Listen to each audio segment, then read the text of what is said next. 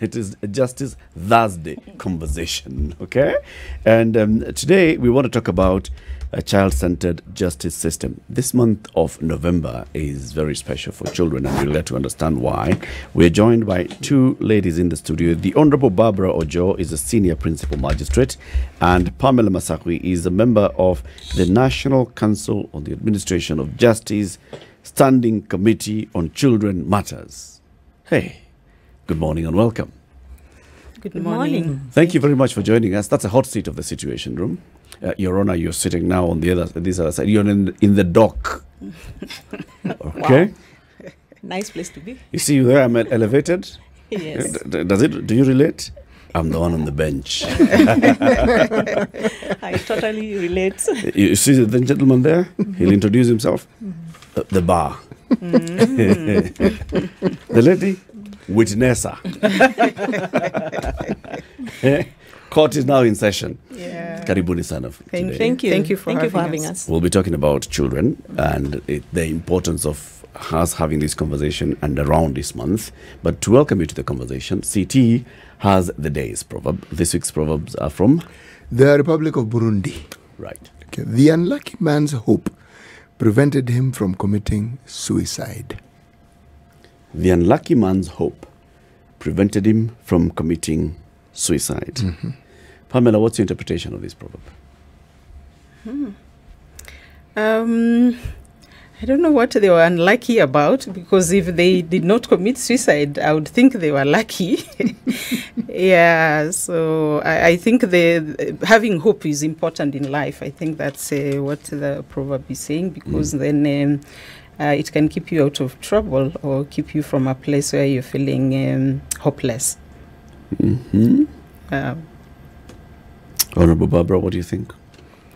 I want to echo what Pamela said. I want to believe the unlucky man was rescued by the hope. And hope is important in life. Hope can get you out of certain situations. And in this case, it got him out of committing suicide. Mm-hmm. So I believe hope is important in life. Okay. You want to explain to us a senior principal magistrate. Hey, what rank is that?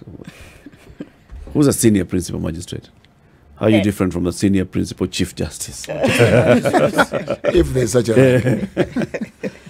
That's an interesting question, Eric. In magistracy, we have different classes. Levels and stages. Levels and stages in magistracy. So we start from the rank of a district magistrate, then you get to resident magistrate, then you get to senior resident magistrate, principal magistrate, senior principal magistrate, and then the chief magistrate. Mm-hmm. Yes, so that's a hierarchy of magistracy. Okay. Yes, so my day job is a magistrate, as all the others, and that is my rank. Currently, I serve at Maboko Law Court, and I'm the head of station there. Okay. Yes. So does a senior principal magistrate handle some cases that a district magistrate would not handle? Yes. There are certain cases that a district magistrate and a resident magistrate and even a senior resident magistrate would not handle that a senior principal magistrate handles. And also what differentiates us also is the pecuniary jurisdiction. Mm-hmm. And now that is in civil matters. You find that for the resident magistrate, for instance, he or she can handle a case where the value of the subject matter goes up to 7 million. For a senior principal magistrate, we go up to 15 million. Okay. For a chief, it goes up to 20 million. Yes. Okay. Pamela, this NCAJ standing committee on all those things, what's it about? Thank you so much, Eric. So the NCAJ stands for National Council on Administration of Justice, and this is a body of the judiciary that coordinates the activities of the other actors within the criminal justice system. And it has committees. And one of the committees, it works through committees, and one of the committees is Standing Committee on Children Matters, which I am a part of. So this committee focuses on the welfare of children within the criminal justice system. And that is why this year our theme is to ensure that we have a child-centered criminal justice system, meaning that we have a system that recognizes the vulnerability of children and, supports them in navigating the criminal justice system. Ideally, in an ideal world, children are not supposed to be within the criminal justice system at all. It's not built for them, it's not equipped for them, and so that's why we have to be purposeful in terms of making it sensitive to the needs of this child so that it can serve the child, because we don't live in an ideal world, and therefore we have children within the criminal justice system. So our committee has, very clear-cut work to ensure that any child who is navigating the criminal justice system, their rights are upheld, they are, given the services that address the needs they have, and that they have access to justice. Because by virtue of just their age, developmental stage, that reduces their chance to effectively participate in these, legal processes and judicial processes. So enhancing access to justice is very key in terms of the work that we do as a committee, as well as enhancing participation of that child in the processes that they have to go through. What are we looking at here when we talk about children being involved in the system? Are we talking about when crimes are committed against children? Or are we talking about crimes where children are the perpetrators? What are we talking about? Or are we looking at a hybrid system? So we are looking at all children that are interacting with the criminal justice system, and we have children who are in conflict with the law. So those are, children who have offended. But we also have children who are in need of care and protection. So either they are, children who've been neglected, or children who, are child victims, or, children who've been abandoned in one way or another. But we also have all these cases of, adoption cases. We have maintenance cases. We have, children who are interacting with the criminal justice system in any way. All those are covered under the Children's Act that was enacted last year in June 2022. And so the committee is concerned about all those children. Okay. And so then who is the attention on here? Because so far as children are involved in a system, there are very many people who interact with them around their lives. So now if it is them who are the victims of crime, or them who are the perpetrators, or those who are supposed to care for them, whether it is parents, whether it is guardians, whether it is teachers, whether it is under home care, who are we asking for that responsibility then? And who are we pointing this attention at? Say that you must do better, or that you must be involved. Who are these people? Right. So Pam has talked about the NCAJ, which is a national body that brings together the justice chain players. And it is chaired by the Chief Justice. So that is mirrored at the station level, now where I am, where now we have what we call the Court Users Committee, the CUC. So in the CUC, I incorporate, my members are derived from the heads of departments at that level. So the service month within that context is now being run as a program of the CUC, in the sense that we have set aside that month to pay attention to all matters dealing with children, be it where the child is the offender, be it a succession case where there are children involved, be it, of course, maintenance and custody. There are always children involved. But you see, the important thing to note here is that most of the time when you have these cases, the attention is is on the adults. So the voice of the child is completely lost in that scenario. So we are taking the time to also raise awareness about the voice of the child in that conversation. And we are saying that in any case involving a child, the court must make it its business to take care of the welfare of this child. So even in a case when they bring me those women, Bechanga bring women with children strapped on their back, it should be my business. The welfare of those children should be my business. And even when a child has been brought before me as an offender, most of the time you find that the attention is about what has he done? The offense.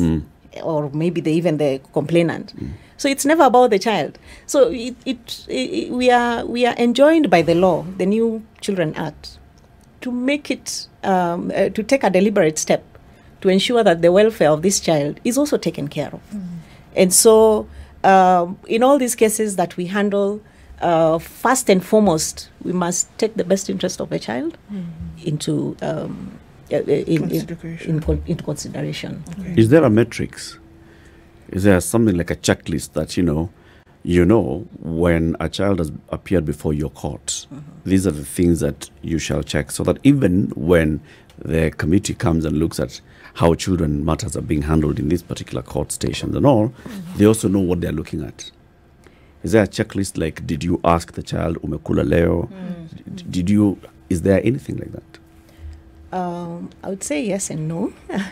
Yes, because in the Children Act, it is recommended that any time a child is presented before you, the first thing that the court must do is called a preliminary inquiry. Now, a preliminary inquiry consists of different things. First of all, the child must be interviewed by a children officer. The child must be interviewed by a counselor, or must undergo some counseling of some sort before now the case can be presented before court. So there's that preliminary inquiry that a court must do, and during that is now when the court must take time to at least interact with the child directly, ask questions, those questions of umekunywa chai and all that. So that is the first step. And that's a laid-down procedure? That's a laid-down procedure. Okay. Now, the Children Act has not fully been operationalized because the regulations and the rules are still in the process of being developed. But once they are developed, all these things will be spelled out in the law. And so the Children Act that we have right now is very, very comprehensive, and it provides those directions. Yes.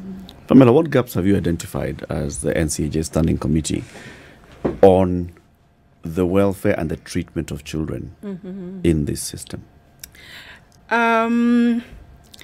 The standing committee that we have right now was born out of a task force that was put in place by the Chief Justice to look at the status of children in the country, and a report was written that actually recommended the review of the Children's Act as it was then. And that is how we now have a new Children's Act from last year, June. And, this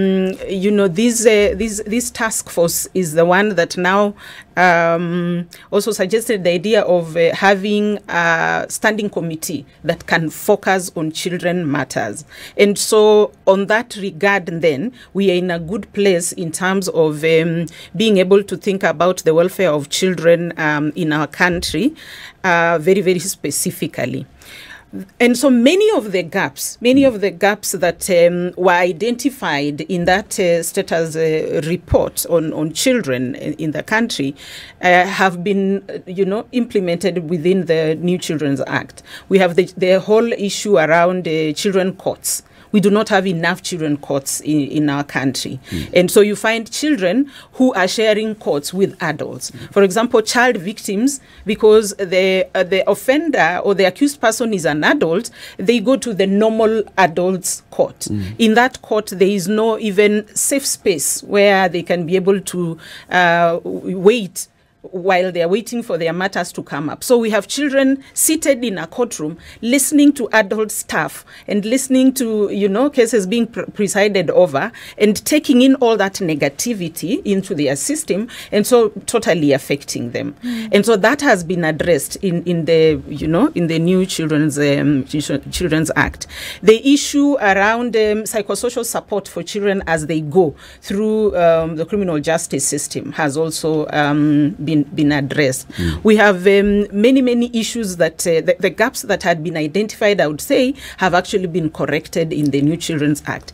If we were to implement 100% of these Children's Act, implement it 100%, I think we'll be one of the most progressive countries in terms of caring for our next generation of children. So what hindrances are there to full implementation of the Act? Yeah, so as Honorable Ojoo has mentioned, when an act comes into place, for it to be fully operationalized, we have to develop rules.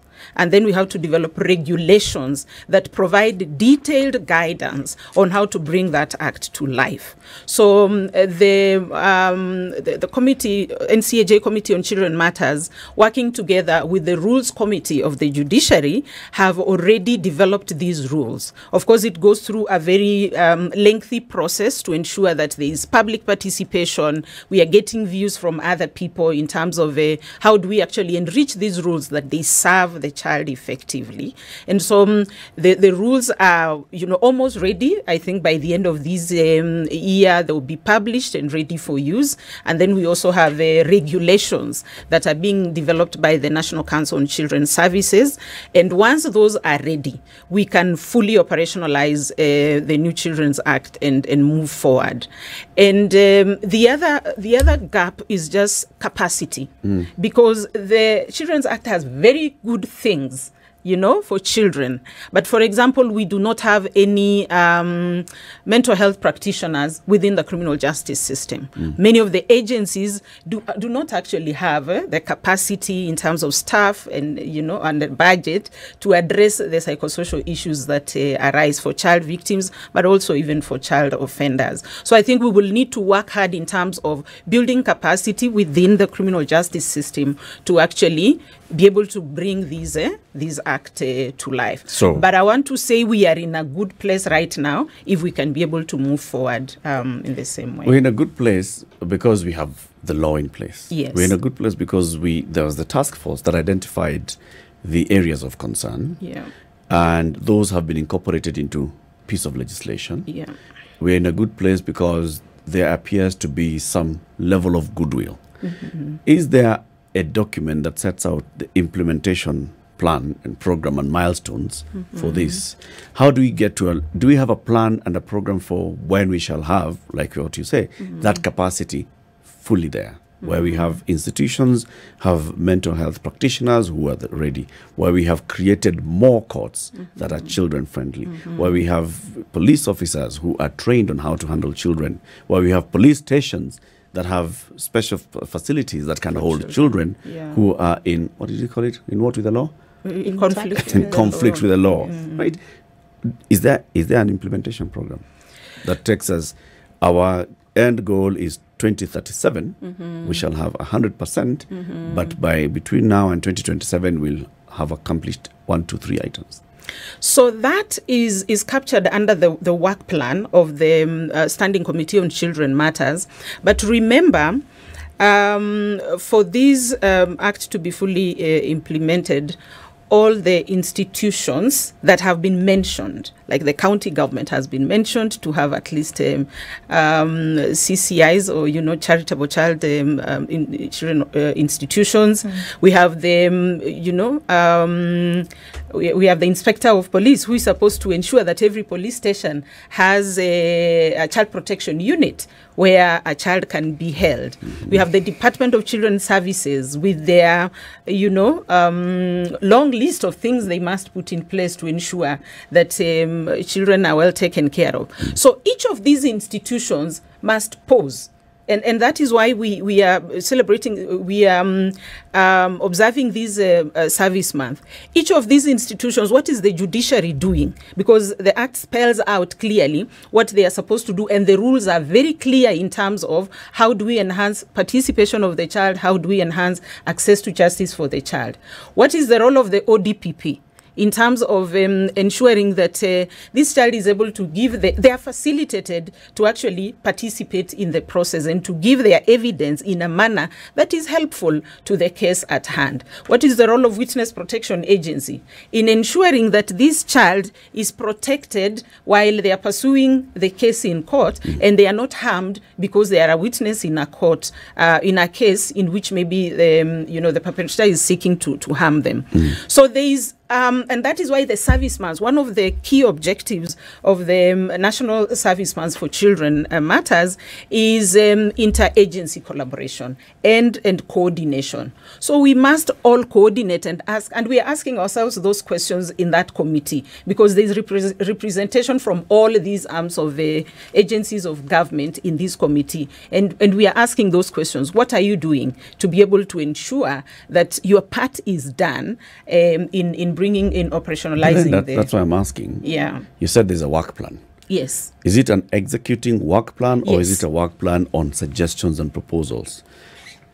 Are we saying this is the issue, Yeah. this is the actor, Yeah.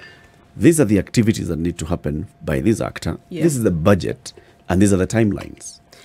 Yeah. Timeline, milestone 1, milestone 2, full implementation. Do we have something like that? So that now you at NCAJ, the standing committee, Yeah. you'll be talking to the counties and telling County X, Machakos County, this is what you need to do. Think about your budget, implement it in your budget. Within the first year, we'd like to see this and the other.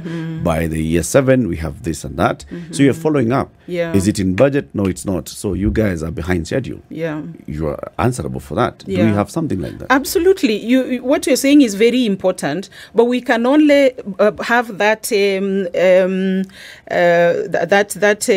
accounting schedule that you're talking about once we have the requisite support documents in place. Like, we need to have the regulations in place and the rules in place, because we also don't want them to just act, without that guidance. So once we have them in place by the end of this year, we can now hold them accountable and say, this needs to be done, because the committee is only in place for 3 years, and we need to see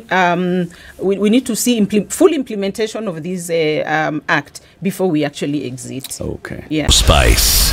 Our conversation continues towards a child-centered justice system with the Honorable Barbara Ojoo and Pamella Masakhwi. Siti? How many children do we currently estimate are in our judicial system? Where children are those who are below the age of 18. How many?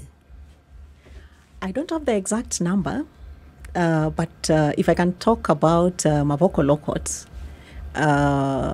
we have, for this specific month of Children's Service Month, we have identified 141 cases. And the exact number of children involved are 216, I believe. Yes. Would you say these numbers are growing, or are they lessening? I would say they are growing, particularly given the high rate of divorce that we are witnessing, and which perhaps I could attribute to the tough economic times. More and more children are finding themselves in the judicial system because of that. Either they've been abandoned, they've been neglected, people are fighting over them. Yes. Now, we have institutions called bostels, or youth detention centers, or youth prisoner centers, whatever you want to call them. How many do we have in Kenya at the moment? The postals in Kenya should be 6.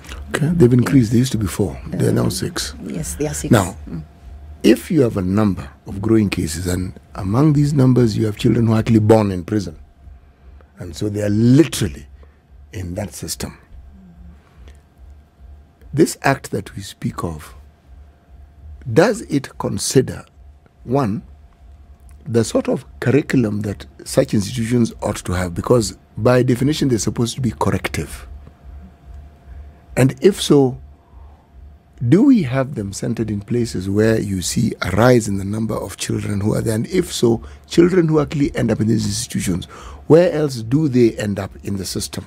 What happens to them? I'm asking this because if this is the week where we're talking about delivery of judicial services, I'm paraphrasing, of course, to children, then everything that relates to children, especially within the judicial system, ought to be in this discussion. So my question, how well are we catering to the needs of children within this system? I know of the intentions. I'm talking about actuality. What have we done? What are we doing? Currently, what do we have that caters? And how far do we fall short of meeting those expectations? Right, that's a good question.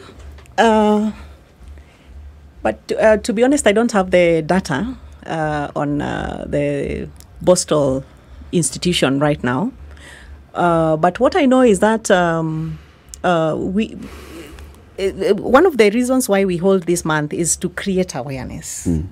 And when we say create awareness, we are not talking about the people who are not who are out within the outside the judicial system. We are also talking about the people who are involved in the judicial system, up to and including the very end, which is the corrective institutions.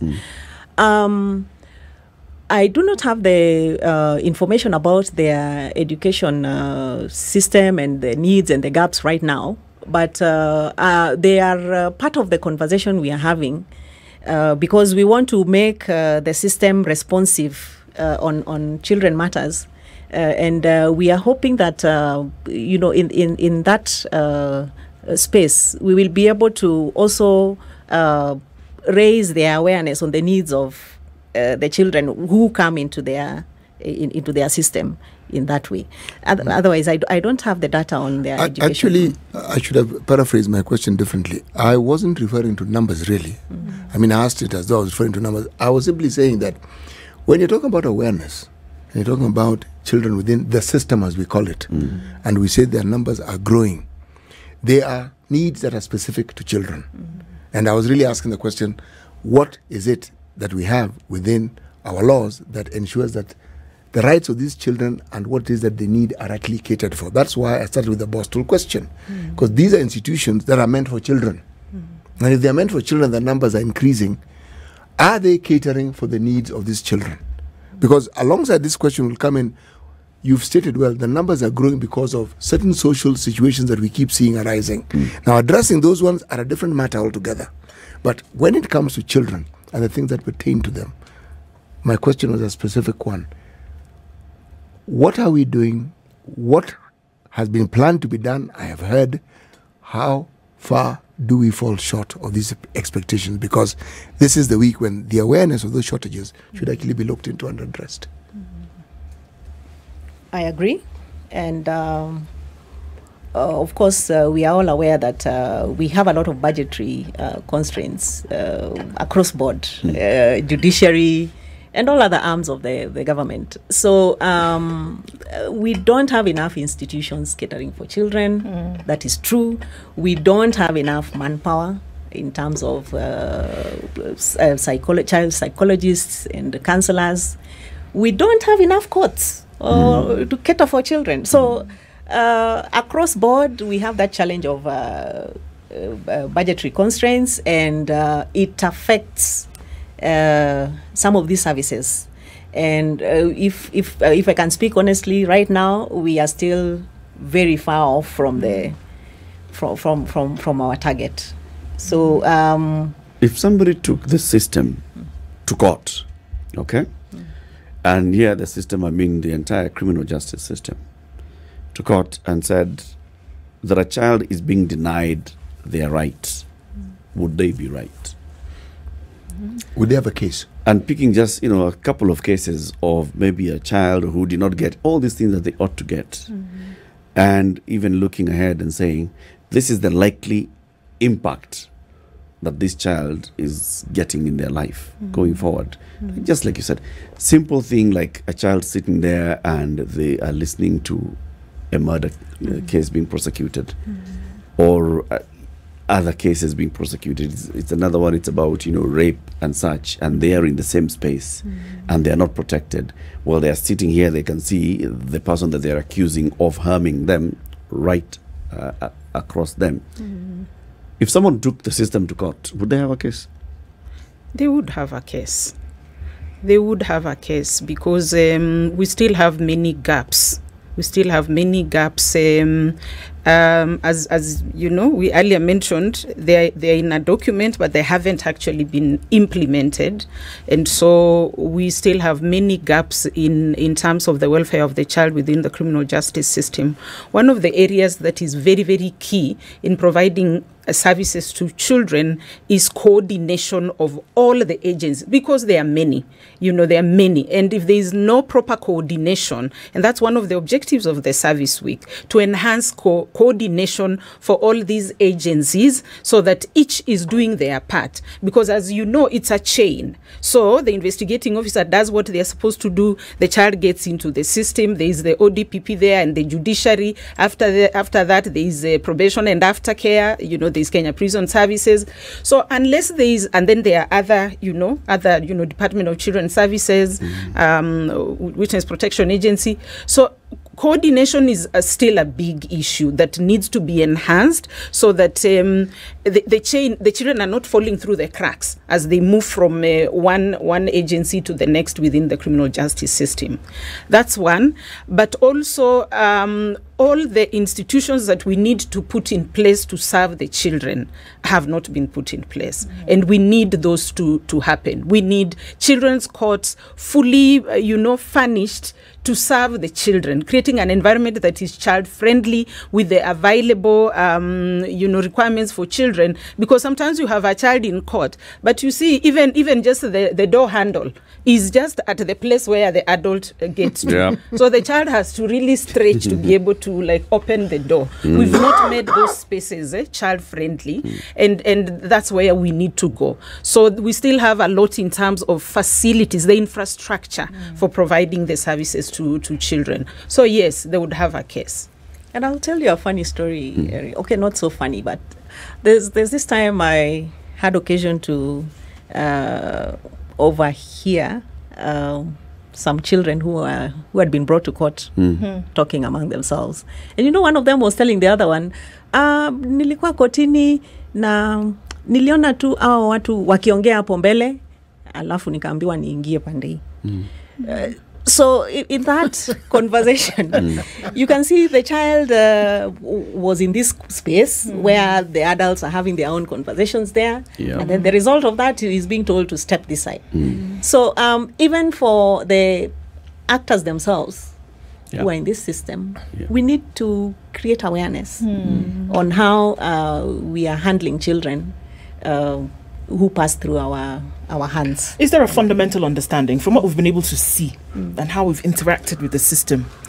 Is there an understanding, obviously, that there need to be lines, demarcated lines, between the information or atmosphere that a child should be consuming when it comes to the justice system and that which an adult does? Because at the end of the day, the practitioners of this are adults, isn't it? You don't have a child representing other children. You don't have a child who maybe understands how children operate, then being the guardian or the custodian of this process. So would you say across board that there's this understanding, this fundamental thing that you're talking about? Do the adults who are interacting with the system have that sensitivity? And I'm not just saying sympathizing with the children, have that sensitivity to realize that actually, you know what, we're dealing with a different person here. Because if they don't, we're just going round and round in circles. We can have all the money, we can have all the infrastructure, you can have all the courts, you can have everything. But if the attitude of this individual who's interacting with this other person remains the same, we go nowhere. Yeah, that's absolutely true, because we have to change our attitude. In our African traditional society, we've always seen children are there to be seen, not to be heard, and so we bring that even within this system where we are doing things just for the children, but we are not involving them at all. And that's why we are very keen for us, for all the, let me just go back to that question. That's why we have this theme for this month. We are saying, let's make the system, the justice system, child-centered. By child-centered, we mean we can see the child and we can hear the child, and they can feel seen and they can feel heard by the system. We are not just doing things for them, we are doing things with them, and we are allowing them also to participate effectively. For example, children who have been traumatized because they are child victims. Yep.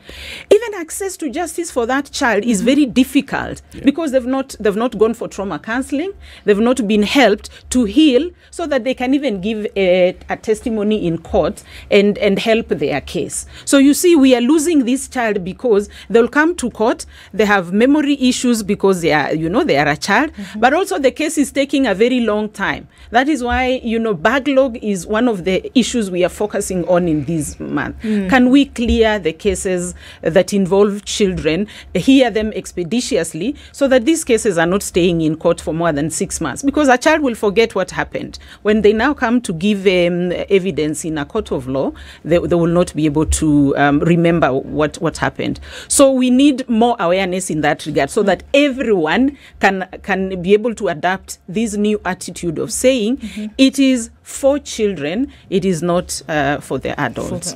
Yeah. In that regard, we still have a long way to go. I want to come back to the milestone story, and question. See, when you have Vision 2030, Africa 2062, SDGs, they have timelines. There is an ambition and there's a target. And the target is to do this by this time. Do we have something like that when it comes to now this matter of children? We have child justice strategy in place that is guiding operations of service to children at the moment. As a committee, as I said, we have 3 years and we have clarity of where we want to be at the end of these 3 years. When do the 3 years end? So we've it ends in 2025, about June. So where do we want to be there? We want to ensure that there is full implementation of the Children's Act. That's one of our biggest goals. What do you mean by full implementation? Full implementation means all the things that have been spelled out. Like, for example, every county should have a charitable children institution in each county. That has been done. To ensure that there is a child protection unit at every police station, that has been done. So all the things that have been spelled out, that's what we would like to see that it has happened by the time our time is coming to an end. Pamella, you have 20 months to go. Yes. How far are we on that? Are we at 10%, 20%, on whatever active? Yeah. I'm not able to give it a percentage right now, because the implementers always come back to us and say, we don't have the rules in place, we don't have the regulations in place. Can we start counting from January when all these things are in place? And we are saying you need to ensure that this has happened. So we are doing the ground. Realistic? If we have all the resources in place. And you want to have all the resources, the laws, the regulations, the whatever, the guidelines from January 2024. Yes. That means that's the beginning of your 3-year program. Yeah. It cannot, surely you can't begin your program halfway through the program. Well, we will see what happens after that, because also our constitution is guided by rules and regulations. But where we will, when that term comes to an end, and this, I'm sure there will still be a lot of work to do. Perhaps our consideration can be made on whether we can be able to continue with the work. But we have our key objective, which is to implement this new act that we have helped to bring into place, is what we will follow through until the last time. So I can't give it a percentage right now because we haven't fully operationalized the act itself. Okay. And Eric, I think the important thing also to mention is that in terms of implementation, that's now where we come in as courts. We have the court users committee at our level. Yeah. And so by using that structure, we are also empowered to resource mobilize to try and put in place some of these institutions. Like, for instance, right now in Mavoko Law Court, we are trying to mobilize resources to put up a CPU unit at the River Police Station. So we are empowered in that way to help contribute into the whole work plan of the NCAJ and see to it that some of these institutions are in place by the time we come to that end of the period. But you see, Honorable, I hope you get what I'm saying, Honorable Ojoo, that Yes. you should be reporting to a system here that tells Pamella, we are supposed to be having a CPU in our court by November 2023. What we have so far is we have done the foundation. Our CPU will not be ready in November, it will be ready in January. Then Pamella can be saying, all right, they are on course, or they are behind schedule, or they are ahead of schedule. How can we just be saying we are implementing without knowing by when we are implementing? Yeah, we can put in place. We will put in place now those measures once we have the requisite tools, requisite documents in place. We will now put in place those accountability measures to ensure that every person is following up on what they are supposed to do, and we have timelines, and we can meet and evaluate and say, so how far are we? And then maybe I can come and answer that question on percentage that you asked. Fair enough. Yeah. Honorable Ojoo, as we conclude, so what happens in this month in terms of children and cases and courts? Right.